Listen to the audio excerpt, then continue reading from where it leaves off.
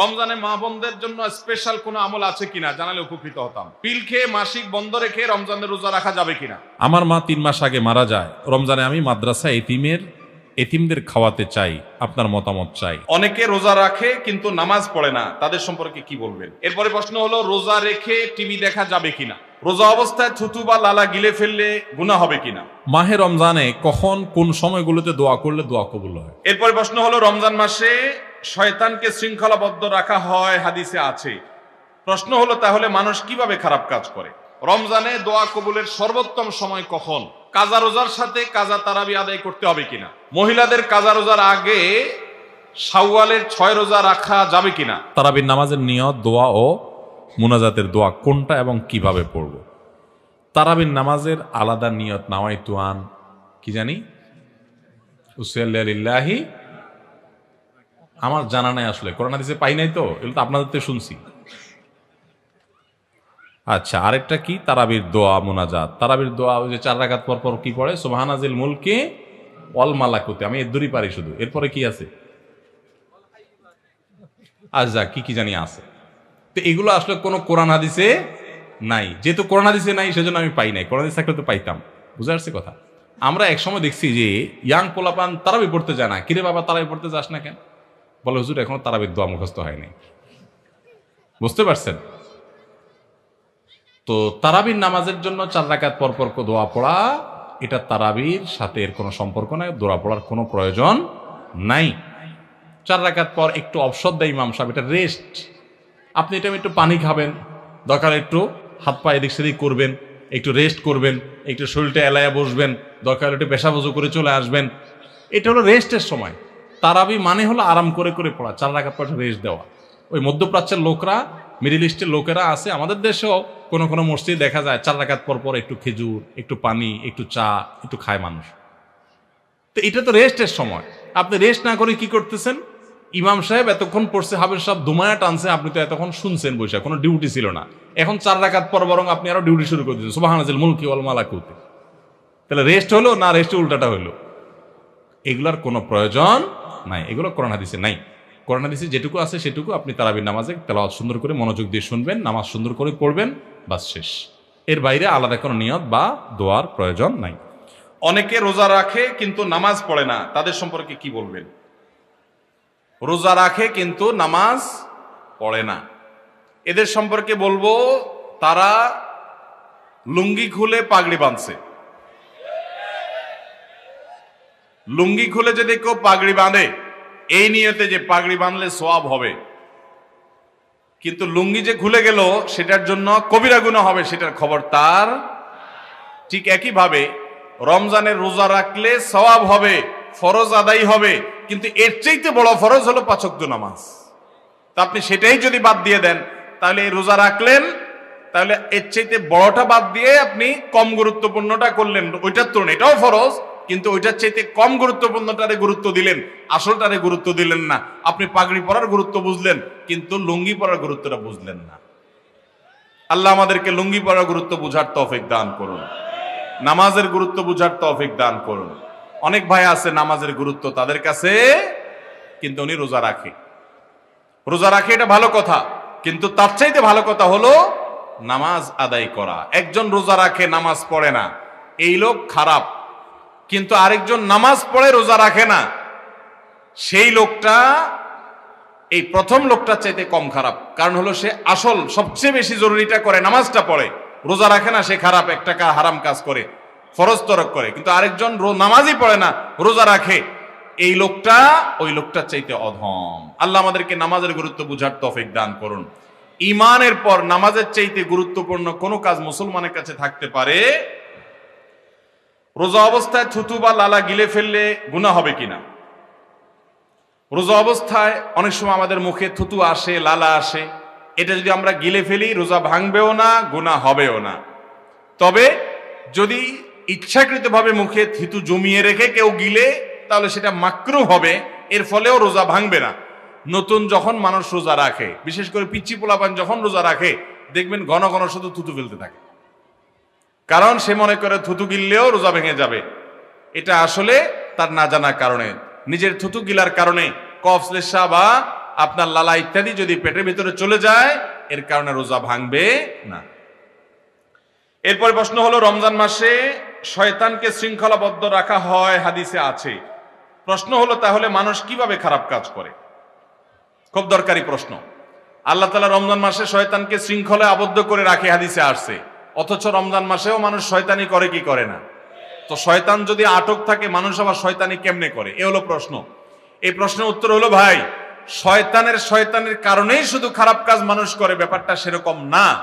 আল্লাহ তাআলা কোরআনে কারীমে বলেছেন সূরা ইউসুফের মধ্যে, ইন্নান নাফসা লাআম্মারাতুম বিসসু, নিশ্চয় মানুষের ভেতরে যে প্রবৃত্তি আছে এই প্রবৃত্তি মানুষকে খারাপ কাজের দিকে নির্দেশ করে। অতএব শুধু শয়তানেই আপনাকে শয়তানি করতে বলে তা নয়, আপনার ভেতরকার মন বা প্রবৃত্তি যে আছে সেও আপনাকে খারাপের দিকে তাড়িত করে। আর দ্বিতীয়ত, একটা ফ্যানের সুইচ বন্ধ করার পরও কিছুক্ষণ ঘুরে শয়তান রমজানের আগে যে ডোজগুলা দিয়ে গেছে ওই ডোজগুলা আরো কিছুদিন অ্যাক্টিভ থাকে। তো যার কারণে অনেক লোক শয়তানি থেকে বাঁচতে পারে না। আবার অনেক উলামা ইকরাম বলেছেন যে এখানে নবী সাল্লাল্লাহু আলাইহি ওয়াসাল্লাম যেটা বলেছেন এর মানে হলো মেইন শয়তানকে শৃঙ্খলাবদ্ধ করা হয়, এর চেলাগুলা সেগুলা বাইরে থাকে, ওই চান্সে তারা কিছু শয়তানি মানুষকে দিয়ে করায়। এরপর প্রশ্ন হলো, গান বাজনা বাজিয়ে বিশ্ব ওরস শরীফ করা ইসলামে জায়েজ আছে কিনা? এটা হলো গাছের গোড়া কেটে আগায় পানি দেওয়ার মতো। করতেছে গান বাজনা, নাচানাচি, অবৈধ ডলাডলি, মেশামেশি, হারাম কাজ, শিরিক, কুফর, আবার নাম দিছে সেটা পবিত্র ওরস শরীফ। এটা যদি অপবিত্র না হয় তো আল্লাহর জমিনে আর অপবিত্র কোনটা হবে? যেখানে আল্লাহ ছাড়া অন্য কারোর নামে পশু জবে হয় সেটা কখনো পবিত্র হতে পারে, যেখানে আল্লাহর সঙ্গে শিরিক করা হয় সেটা কখনো পবিত্র হতে পারে, যেখানে আল্লাহর অবাধ্য থাকা হয়, সূরা লোকমানের 6 নম্বর আয়াতের খেলাফ করা হয়, নবী সাল্লাল্লাহু আলাইহি ওয়াসাল্লামের হাদিসের খেলাফ করা হয়, গান বাজনা করা হয়, নাচানাচি ঢলাঢলি করা হয়, জিনার আয়োজন হয়, সেটা কখনো পবিত্র হতে পারে। অতএব এটা অপবিত্র জায়গা। ইসলামের নামে এরকম ভণ্ডামি, ভ্রান্ত কাজ, এটা কিয়ামত যত নিকটবর্তী হবে এর পরিমাণ তত বাড়তে থাকবে। আল্লাহ আমাদেরকে হেদায়েত দান করুন। এরপরে প্রশ্ন হলো, রোজা রেখে টিভি দেখা যাবে কিনা? রোজা রেখে টেলিভিশন দেখা যাবে কিনা ভাই? এর উত্তর হলো, টেলিভিশনে যদি খারাপ কিছু দেখেন, হারাম কিছু দেখেন, নাটক সিনেমা দেখেন যেখানে নারী পুরুষের অবাধ মিশ্রণ আছে, মিউজিক আছে, হারাম জিনিস আছে, উপাদান আছে, তাহলে সেই টেলিভিশনের সেই অনুষ্ঠান, সেই দৃশ্য এটা রমজান মাসেও দেখা জায়েজ নাই, রোজা রেখেও দেখা জায়েজ নাই, রোজা ছাড়াও দেখা জায়েজ। যেটা রোজার বাইরে দেখা জায়েজ আছে সেটা রোজা রেখেও দেখা জায়েজ আছে, যেটার বাইরে দেখা জায়েজ নাই সেটা রোজা রেখে দেখা জায়েজ নাই, সর্বাবস্থা হারাম। অতএব রমজান মাসে যদি ওইগুলা দেখেন তাহলে গুনাহ একটু বেশি হবে, কারণ ওই যে রমজান মাসে আমল হলো হারাম থেকে বেঁচে থাকা, আর আপনি সেটা বেশি করে করলেন। এই জন্য আমরা চোখের হেফাজত করব। অনেকে আছে রমজান মাসে দিনের বেলা খাবারের রান্না বাড়ার কাজ মহিলাদের নাই, পুরুষদের অনেক ঝামেলা থাকে না, নাস্তার ঝামেলা থাকে না, তো অনেক সময় দেখা যায় আমরা অযথা টেলিভিশনে অনেক নাজায়েজ জিনিসপত্র, আজেবাজে বিষয়গুলো দেখে আমরা সময় নষ্ট করি। আল্লাহ আমাদেরকে হারাম থেকে বেঁচে থাকার তৌফিক দান করুন। পিল খেয়ে মাসিক বন্ধ রেখে রমজানের রোজা রাখা যাবে কিনা? অনেক মা বোনরা এটা করেন, রমজানের রোজা যাতে ভাঙতি না পড়ে, যাতে রোজা রাখতে পারেন, কোরআন তেলাওয়াত করতে পারেন, নামাজ রোজা করতে পারেন, সেজন্য অনেকে ওষুধ খেয়ে নেন, মেডিসিন খেয়ে মাসিক বন্ধ করে দেন।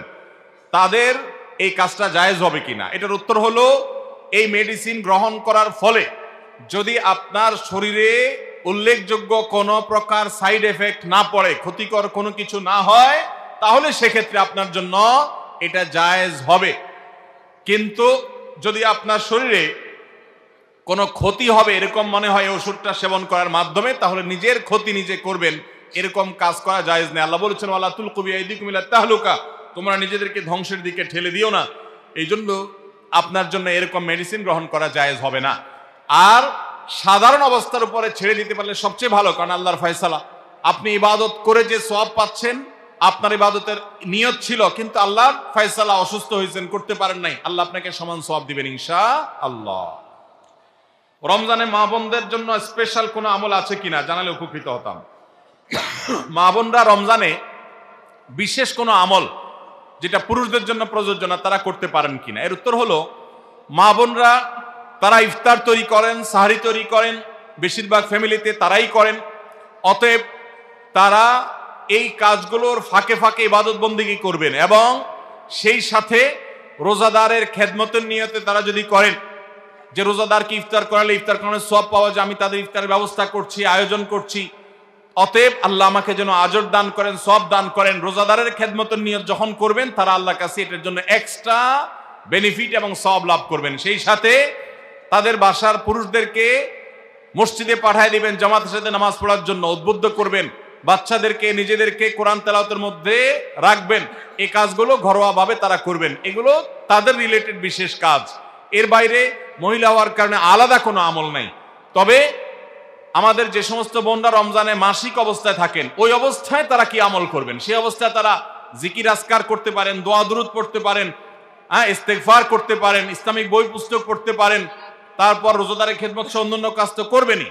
আর যেগুলো তিনি করতে পারতেছেন না, নামাজ পড়তে পারতেছেন না, রোজা রাখতে পারতেছেন না, এগুলোর জন্য আল্লাহ তাআলার কাছে তিনি সুস্থ থাকলে যেহেতু করতেন, অতএব অটোমেটিক সওয়াব পেয়ে যাবেন। রমজানে দোয়া কবুলের সর্বোত্তম সময় কখন? মায়েরা আমার, সারা বছর অন্য সময় যেরকম দোয়া কবুল হয়, রমাদানে দোয়া কবুল আরো বেশি হয়। বিশেষ করে রোজা অবস্থায়, সিয়ামরত অবস্থায় সায়েম ব্যক্তি, রোজাদার ব্যক্তির দোয়া কবুল হয়।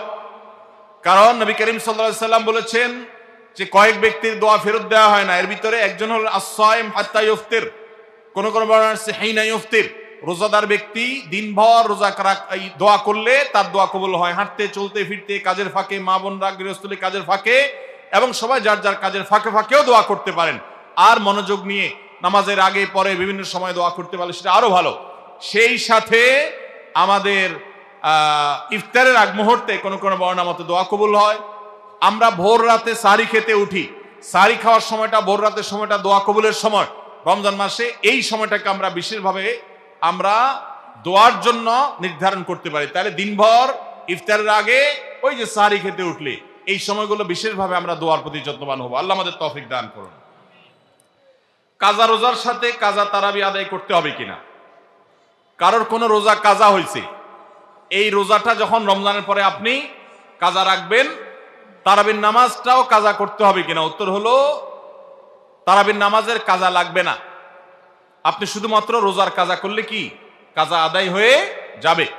আপনার 5টা রোজা ভাঙতি পড়েছে, অনেক মা বোনরা মাসিকের কারণে রোজা ভাঙতি পড়ে, তাহলে যে কয়টা ভাঙতি পড়ছে সেগুলো আপনি রেখে দিবেন রমজানের পরে। অসুস্থ হওয়ার কারণে আপনি পুরুষ মানুষ রোজা রাখতে পারেন না, রমজানের পরে সেই কয়টা রেখে দিবেন। সফরে ছিলেন, রোজা রাখতে পারেন না, সেগুলো রেখে দিবেন। ওর সাথে তার তারাবি আদায় করতে হবে না। তারাবির সাথে রোজার সম্পর্ক নাই, তারাবি স্বতন্ত্র আমল। আমরা অনেকে ভুল জানি, মনে করি যে যদি কোনোদিন তারাবি পড়তে না পারি তাহলে বোধহয় রোজা রাখা যাবে না, এরকম ভুল ধারণা অনেকের আছে। রোজার সাথে তারাবির কোনো সম্পর্ক নাই। এমনকি একজন মানুষ রোজা রাখতে পারছে না কিন্তু তারাবি পড়ার সুযোগ আছে, তিনি অবশ্যই তারাবি পড়ার চেষ্টা করবেন, কারণ দুইটাই স্বতন্ত্র ইবাদত। তারাবি পড়া সুন্নাত আর রোজা রাখাটা ফরজ। মহিলাদের কাজা রোজার আগে শাওয়ালের 6 রোজা রাখা যাবে কিনা? মহিলারা তাদের মাসিকের কারণে যে ভাঙতি রোজা হয়, শাওয়াল মাসে তারা কি সে ভাঙতি রোজাগুলো, কাজা রোজাগুলো আগে রাখবেন নাকি শাওয়ালের 6 রোজা আগে রাখবেন? এটা একটা কমন প্রশ্ন। এই প্রশ্নের উত্তরে আমরা বলতে চাই, অনেক উলামা ইকরাম বলেছেন যে যেহেতু নবী করিম সাল্লাল্লাহু আলাইহি সাল্লাম শাওয়ালের 6 রোজার ফজিলত পাওয়ার জন্য রমজানের রোজা রাখাটাকে শর্ত দিয়েছেন এবং বলেছেন মান সামা রমাদান সুম্মা আতবাআহু সিত্তাম মিন শাওয়াল, যে ব্যক্তি রমজানের রোজা রাখলো এরপরে শাওয়ালে 6টা রোজা রাখলো, কানা কাসিয়ামি দাহার, সে সারা বছর রোজা রাখার সওয়াব পাবে। কিভাবে এই রোজা রাখার সওয়াব হয়? অনেক উলামা ইকরাম, অনেক বিশ্লেষকরা বলেছেন আল্লাহ তাআলা প্রতিটা আমলের বিনিময়ে কমপক্ষে 10 গুণ বাড়ান, কোন কোন ক্ষেত্রে আরো অনেক গুণ বাড়ান, দানের ক্ষেত্রে আরো কয়েকশো গুণ পর্যন্ত আল্লাহ বাড়ায় দেন। 10 গুণ করে যে বাড়াবেন, এই জন্য রমজানের 30 দিনে 30টা রোজা আর শাওয়ালের 6টা রোজা, মোট 36কে 10 গুণ দিলে 360, সারা বছর রোজা রাখার সওয়াব হয়। তো এই জন্য শাওয়ালের 6 রোজা রাখতে হবে। এখন কথা হলো, নবী সাল্লাল্লাহু আলাইহি সাল্লাম কিন্তু বলেছেন যে রমজান রোজা রাখলো এরপরে শাওয়ালের 6 রোজা রাখলো, তার জন্য সারা বছরের সওয়াব। তাহলে এখানে রমজান রোজা রাখার পরে 6 রোজা রাখার কথা বলা হয়েছে। এই জন্য অনেক উলামা ইকরাম বলেছেন মহিলারা তাদের ভাঙতি রোজাগুলো আগে রাখবে, তাহলে রমজান রোজা রাখা হয়ে গেল, এরপরে শাওয়ালের 6 রোজা রাখবে। এটা একটা মত। তবে আরেকটা মত হলো শাওয়ালের 6 রোজা যে ভাঙতি পড়েছে এর মানে এই না যে তিনি রমজান রোজা রাখেন না, তিনি রমজান রোজা রাখছেন। এগুলো তো আল্লাহ নির্দেশে, কারণ তিনি রাখতে পারেন না যেহেতু তিনি অসুস্থ মাসিক। তো এই জন্য তিনি এগুলো পরে রাখলেও শাওয়ালের 6 রোজার সওয়াব তিনি পাবেন। কারণ শাওয়ালের 6 রোজা তো শাওয়াল মাসে না রাখলে আর হবে না, পরে রাখলে আর হবে না, কিন্তু এই কাজাগুলো তো পরে রাখলেও আদায় হবে।